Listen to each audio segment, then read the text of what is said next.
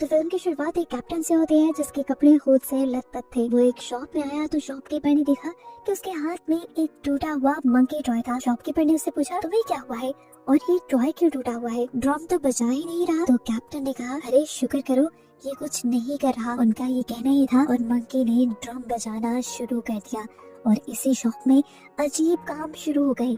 जैसा कि एक चूहे ने रस्सी काटी, उस रस्सी से जुड़ी चीजें हिली और पलक झपकने जितने वक्त में एक तीर आकर शॉपकीपर के अंदर स्टैब होकर उसे मार गया। उसे चीखने तक का मौका नहीं मिला। इससे ये साबित हुआ कि ये मंकी कर्स था। जब भी ये ड्रम बजाता तो किसी की मौत हो जाती। ये बात कैप्टन जानते थे। वो मंकी के इस मौत के गेम से तंग आ चुके थे, इसलिए फैसला करते हैं कि ये इस मंकी को जला देंगे। और जलते हुए भी हमें दिखाया जाता है कि वो मंकी अजीब तरीके से हंस रहा है, जैसे कोई प्लान अभी बाकी हो। देखते हुए कैप्टन का बस इतना ही कहना था कि मैं अपने बच्चों के लिए एक बहुत बड़ी परेशानी छोड़कर जा रहा हूँ। जिसके बाद सीन यहीं से कट होकर हमें काफी सालों बाद 1999 का वक्त दिखाया जाता है। हम दो लड़कों को देखते हैं, हेल और बेल, जो जुड़वा भाई है और कैप्टन के ही बेटे हैं। और अब ये दोनों कैप्टन के मरने के बाद सिर्फ अपनी मॉम के साथ रहते थे। उनकी मॉम भी ज्यादा अपने काम में बिजी रहती थी, तो दोनों का वक्त ज्यादा एक दूसरे के साथ ही गुजरता था। इन दोनों को अपने डैड के बारे में जानने के लिए हमेशा क्यूरियोसिटी रहती थी, लेकिन इनकी मॉम इनसे कभी इनके डैड के बारे में बात ही नहीं करती थी। एक दिन इन्होंने खुद अपने डैड के सामान को चेक करने का फैसला किया, जहाँ पर उनके मिलिट्री यूनिफॉर्म के साथ उन्हें एक बॉक्स भी मिला। इस बॉक्स को जब खोला गया तो इसमें वही मंकी था जिसे हम मूवी के स्टार्ट में देख चुके हैं। बॉक्स पे लिखा था, इस मंकी में चाबी भरो और फिर देखो क्या होता है। बेल हेल से कहता है, हमें ये चेक करना चाहिए। हेल भी जोश में आकर मंकी के अंदर चाबी को मार देता है, लेकिन देखता है कि मंकी के अंदर कोई भी चेंजेस नहीं आए थे। शायद ये खिलौना पुराना और खराब हो चुका था। यही सोचकर वो इसको छोड़कर यहाँ से बाहर चले जाते हैं, लेकिन वो इसकी हकीकत जानते नहीं थे। खैर, हेल और बेल को अपनी नैनी के साथ आज लाइफ किचन रेस्टोरेंट जाना था, जहाँ जाने के लिए ये लोग बहुत ज्यादा एक्साइटेड थे। जब ये लोग जाकर गाड़ी में बैठते हैं तो हेल देखता है कि उनसे पहले ही वो मंकी टॉय आकर गाड़ी में बैठ चुका था। उसे अपनी आंखों पे यकीन नहीं हुआ। वो खुद मंकी टॉय को बॉक्स के अंदर रखकर आया था। फिर उसने ज्यादा ध्यान नहीं दिया और ये लोग चल पड़े। ये लोग रेस्टोरेंट के अंदर आ जाते हैं और जब ये लोग खाना बनता एंजॉय कर रहे होते हैं, तभी हेल को एक अजीब सी आवाज सुनाई देती है, मंकी के ड्रम बजाने की आवाज। उसे ये नहीं समझ आ रहा था कि उसके साथ हो क्या रहा है। वो तो मंकी को गाड़ी में छोड़कर आया था, फिर ये आवाज उसे यहाँ कैसे आ रही थी। अभी इसने ये सब सोचा ही कि एकदम से शेफ की करतब दिखाती नाइफ उड़ते हुए सामने चली गई और हेल की नैनी के गले पर चढ़कर उसका गला कट कर नैनी की वही मौत हो गई और इन्हें संभलने का मौका तक नहीं मिला। सबको ये एक एक्सीडेंट लग रहा था, लेकिन हेल जानता था कि ये एक एक्सीडेंट नहीं बल्कि ये कुछ और ही है। हेल और बेल अपनी नैनी की मौत से, जो कि उनके सामने ही हुई थी, बहुत ज्यादा डिस्टर्ब हो गए थे। उनकी मॉम उन्हें नैनी के फ्यूनरल पर लेकर जाती है और उन्हें समझाती है कि लाइफ ऐसी ही है, कौन कब मर जाए किसी को नहीं पता। अब ये सब घर आ जाते हैं और हेल जाकर सबसे पहले मंकी टॉय के पास जाता है और उसे पूछता है, क्या ये सब जो हो रहा है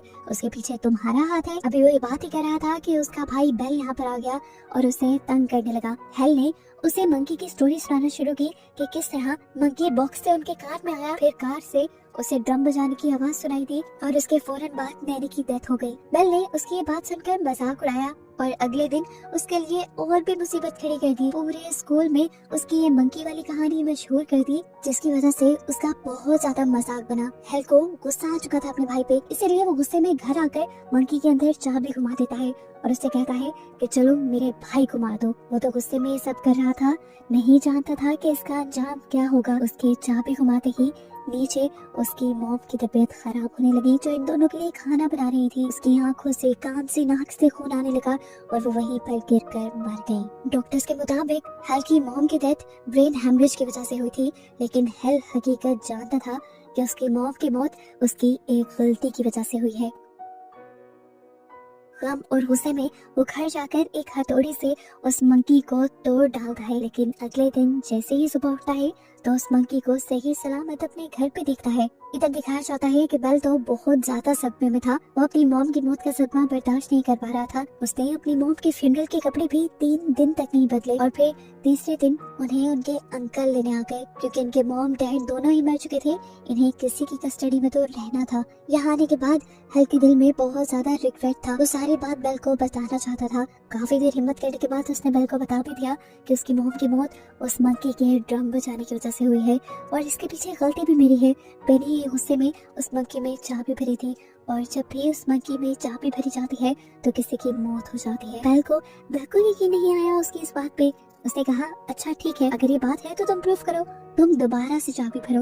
हेल उसे प्रूफ करने के लिए मंकी में एक और मर्तबा चाबी भर देता है, इस एहसास के बगैर कि अब भी किसी की मौत हो सकती है। उसकी चाबी भरते ही दूसरी तरफ हम उनके अंकल को देखते हैं जो इस टाइम हॉर्स राइडिंग कर रहे थे। एक्सीडेंटली वो हॉर्स से भी गिर जाते हैं और उनके ऊपर से बहुत सारे हॉर्स गुजरने की वजह से उनकी वहीं पर मौत हो जाती है।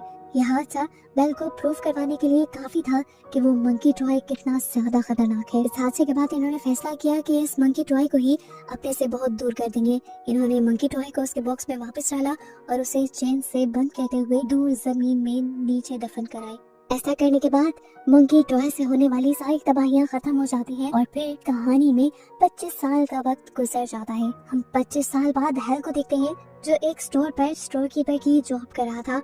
उसने अपने भाई से सारे ताल्लुक खत्म कर दिए थे क्योंकि उसे डर था कहीं वो अपने भाई से मिले तो इन दोनों के मिलते ही वो मंकी इनका पीछा न करने लगे और उसकी तबाहियां दोबारा शुरू ना हो जाएं। अब हेल अपने मैनेजर से छुट्टी मांगता है क्योंकि आज उसे अपने बेटे पीट से मिलने जाना था जो उसकी एक्स वाइफ के साथ रहता था। वहाँ जाकर उसे एक शॉकिंग न्यूज पता चली कि उसकी एक्स वाइफ और उसका हस्बैंड अब पीट की लीगल कस्टडी लेने लगे हैं, जिसका मतलब था कि हेल अब और ज्यादा अपने बेटे के साथ टाइम नहीं स्पेंड कर पाएगा। यह उसके साथ आखिरी 2 दिन थे जिन्हें वो ज्यादा से ज्यादा अपने बेटे के साथ स्पेंड करना चाहता था। इन दिनों को यादगार बनाने के लिए हेल एक रोड ट्रिप पर निकल जाता है और रात होने पर ये लोग एक मोटेल में रुकते हैं। यहाँ पर हेल का बेटा उससे उसकी फैमिली के बारे में सवाल करता है। उससे पूछता है कि क्या आपका कोई भाई है।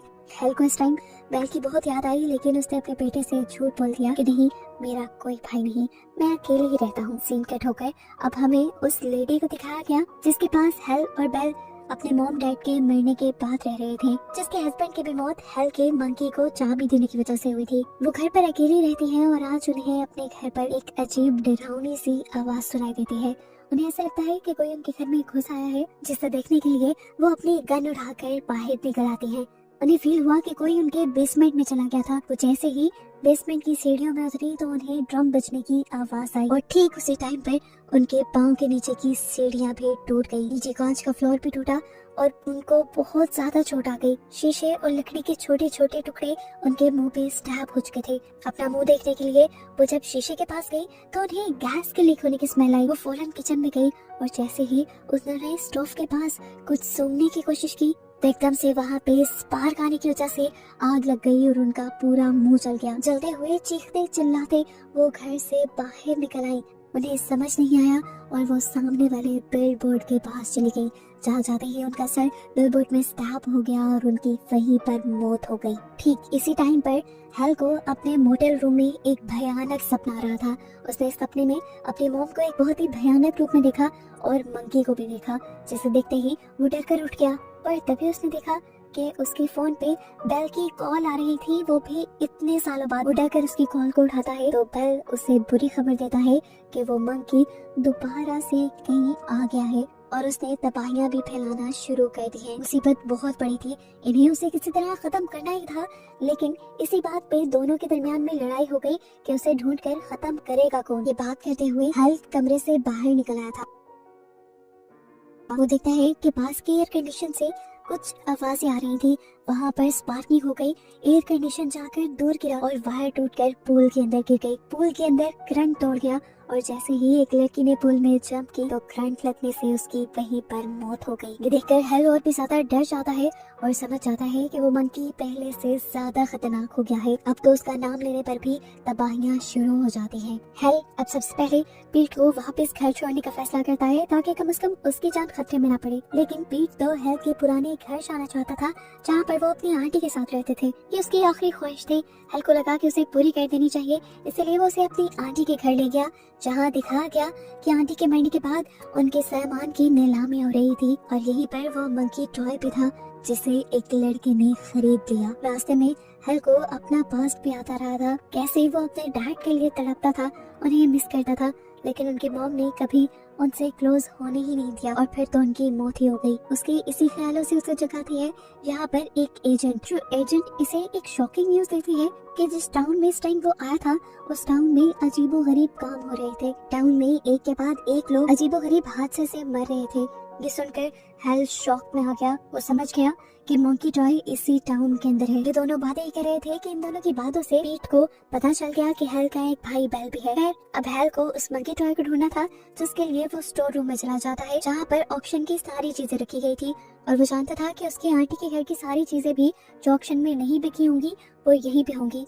उसने पूछा क्या ऑक्शन में कोई मंकी टॉय भी था। एजेंट को ये अच्छी तरह से याद नहीं था, इसलिए उसने हेल के लिए स्टोर रूम खोल दिया, जहाँ पर वो उस मंकी टॉय को ढूंढने लगे। एजेंट ने जैसे ही एक कैबिन खोला तो अंदर से एक शॉटगन निकलकर उसके ऊपर गिर गई और खुद ब खुद चल गई, जिससे उस एजेंट की भी वहीं पर मौत हो गई। इस लड़की के मरते ही पूरे स्टोर रूम के अंदर उस मंकी टॉय के ड्रम्स की आवाजें सुनाई देने लग जाती हैं। अब यहाँ हेल को ये बात पता चलती है कि बेल पहले से ही इसी टाउन में है, लेकिन वो उससे मिलने नहीं आ रहा। बेल उसे फोन पर धमकी भी देता है और जब तब भी बेल उससे मिलने के लिए नहीं आता तो वो बेल की लोकेशन ट्रेस करने लग जाता है। और यहाँ हमें बेल के घर दिखाया जाता है कि बेल के इरादे बहुत ज्यादा खतरनाक थे। ट्विस्ट ये था कि वो मंकी टॉय जिसे हेल हर जगह ढूंढ रहा था, वो उसी के भाई बेल के पास था। बेल ने इस मंकी टॉय को ऐसे संभाल रखा था जैसे वो कोई इसका अहम दोस्त हो। साथ ही उसने अपने पूरे घर में अब ट्रैप्स भी लगा दिए थे, क्योंकि वो जानता था कि हेल उससे मिलने के लिए इस घर में जरूर आएगा और वो उससे बदला लेना चाहता है। उसे लगता था कि उसके डैड की, उसके मॉम की मौत और उसके अंकल की मौत भी हेल की ही वजह से हुई है। वो दुनिया में आज अकेला है तो हेल की वजह से ही है, इसीलिए वो हेल को मारना चाहता है। सीन्स पास में शिफ्ट होते हैं और दिखाया जाता है कि जब इन दोनों भाइयों ने मिलकर उस मंकी टॉय को मिलकर जमीन के नीचे दफन कर दिया था, तब बेल वापस गया था उस मंकी टॉय को वहां से लेने के लिए, लेकिन तब उसे मंकी टॉय वहां नहीं मिला, सिर्फ मंकी टॉय की चाबी मिली थी, जिसके बाद से आज तक वो उस मंकी टॉय को ढूंढने की कोशिश कर रहा था। और आखिर वो मंकी टॉय उसकी आंटी के घर से ही मिला, जिसे उसने किसी दूसरे लड़के के जरिए खरीद लिया। अब यहाँ पर वो लड़का जिसने बेल को वो मंकी भेजा था, उसे वो मंकी वापस चाहिए था। उसने जब देखा कि हेल और उसका बेटा पीट आंटी के घर पर है, तो वो उन्हें गन पॉइंट पर लेकर बेल के घर के पास आ गया। उसे गन पॉइंट पे ही धमकी देते हुए पीट से कहा कि तुम अंदर बेल के घर जाओ और वहाँ से मंकी टॉय लेकर आओ। हेल जानता था कि अगर उसके हाथ मंकी टॉय लग गया तो बहुत बुरा हो जाएगा। वो उसे समझाता भी है कि तुम गलती से भी उस मंकी टॉय की चाबी ना चला देना, नहीं तो यहाँ तबाहियां शुरू हो जाएगी। यहाँ दिखाया जाता है कि पीट सारे ट्रैप से बचते हुए बेल के पास पहुँच गया था। बेल के पास जाते ही बेल उसे मंकी तो दे देता है, लेकिन पीट बेचारे को तो मंकी की कोई कहानी पता ही नहीं थी। बेल पीट को मजबूर करता है कि पीट मंकी के पीछे की चाबी घुमा दे, और जैसे ही पीट ये चाबी घुमाता है, बाहर उसके डैड के पास मौजूद आदमी के हाथ से गन चल जाती है। शुक्र था कि वो गोली हेल को नहीं लगी थी, बल्कि विंड ग्लास के आर पार होकर वो बाहर शहद की मक्खियों के छत्ते पर लग गई थी, जिसकी वजह से सारे शहद की मक्खियां आकर उस लड़के के मुंह के अंदर चली जाती हैं और उसे काट कर वहीं पे मार देती हैं। ये देखते हुए हेल समझ गया कि उन्होंने मंकी की चाबी घुमा दी है।